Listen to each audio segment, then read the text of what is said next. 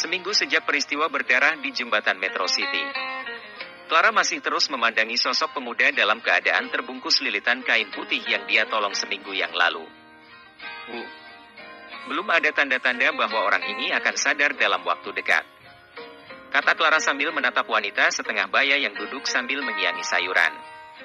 Kita hanya bisa berdoa semoga Yang Maha Kuasa memberikan pertolongannya kepada pemuda itu, kata wanita setengah baya itu. Sebenarnya siapa lelaki ini, Bu? Aku melihat di dompetnya terlalu banyak kartu dan kertas-kertas yang sudah tak terbaca. Kau jangan lancang, Clara. Tidak sopan melihat milik orang lain tanpa izin dari yang punya, kata wanita setengah baya itu menegur. Aku hanya melihat sekilas, Bu. Karena ketika aku menarik tubuhnya dari terus terbawa arus, aku sempat melihat dompetnya nyaris jatuh. Lalu aku mengambilnya dan sudah aku simpan. Nanti ketika dia sadar, aku akan mengembalikannya, kata Clara. Kau jangan sekali lagi berani lancang ingin mengetahui isi dompet itu.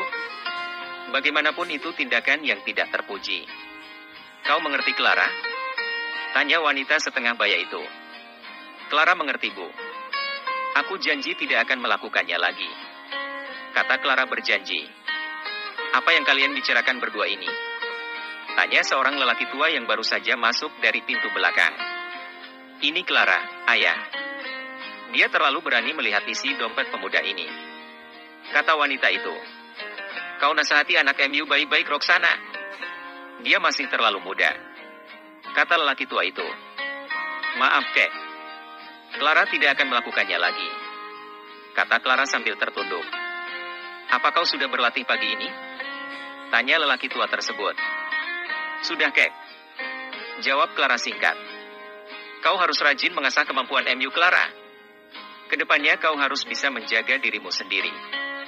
Aku tidak tahu entah esok atau lusa dipanggil oleh Sang Pencipta, atau kau yang akan meninggalkan aku untuk mencari kehidupan yang layak. Bekali dirimu. Jangan sampai karena kemalasanmu membuat kau menyesal di kemudian hari, kata lelaki tua itu menasehati. Clara mengerti, Kek. Kata Clara lagi. Semua kau mengerti. Asal ditanya, semua kau iyakan.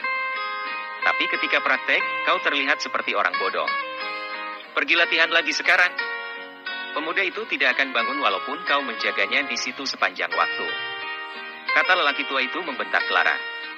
Mendapat bentakan seperti itu, Clara langsung terlonjak kaget dan buru-buru beranjak keluar dari dalam rumah tersebut. Anak itu sama seperti ayahnya, seperti pahat. Jika tidak diketuk, tidak akan jalan, kata Roxana sambil menghela nafas dalam-dalam. Kau merindukan suami MU, Roxana? Tanya lelaki tua itu. Benar, ayah. Tapi kabar yang aku dapatkan bahwa dia telah menghilang sejak tuan muda mati terbunuh. Ada yang mengatakan bahwa Syam telah menangkapnya. Ada pula yang mengatakan bahwa dia telah dijebak oleh bekas anak buahnya dan dibunuh. Aku tidak tahu, ayah. Semoga suatu saat Tuhan berkenan mempertemukan kami. Kasihan Clara sejak dalam perut sudah kehilangan ayah, kata Roxana sambil tertunduk sedih. Aku ingin mencarinya. Akan tetapi aku takut karena musuhnya sangat mengenali wajahku. 22 tahun aku terpaksa bersembunyi di sini. Untung ada kau ayah angkat yang berbelas kasih sudi merawat kami sampai sejauh ini. Sudahlah. Itu adalah kewajibanku sebagai seorang manusia yang memiliki akal dan hati nurani. Aku selalu mendoakan suatu saat kau bisa kembali berkumpul bersama suami MU. Semoga saja dia masih hidup. Kemungkinan yang terbesar adalah dia mengira bahwa aku sudah mati.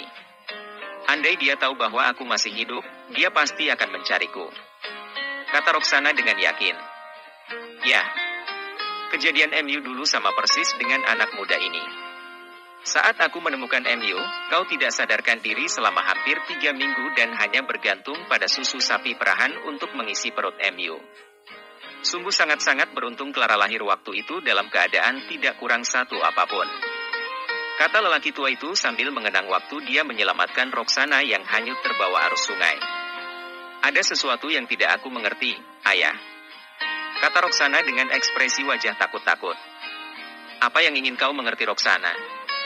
Tanya lelaki tua itu. Maafkan jika pertanyaanku ini menyinggung perasaanmu atau aku terlalu ingin tahu tentang hal-hal yang sengaja menjadi rahasia bagimu.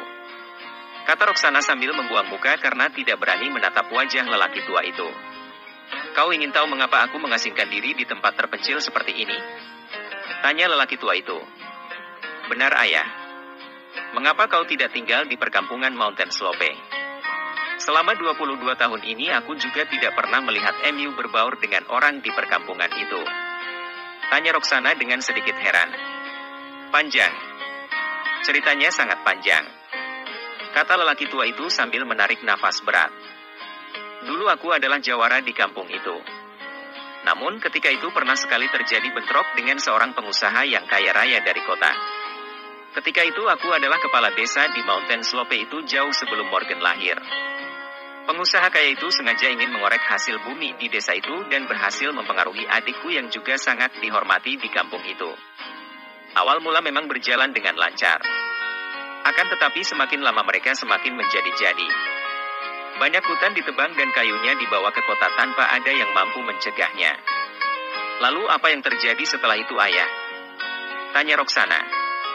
Ketika itu di pinggiran sungai ini hutan masih sangat lebat.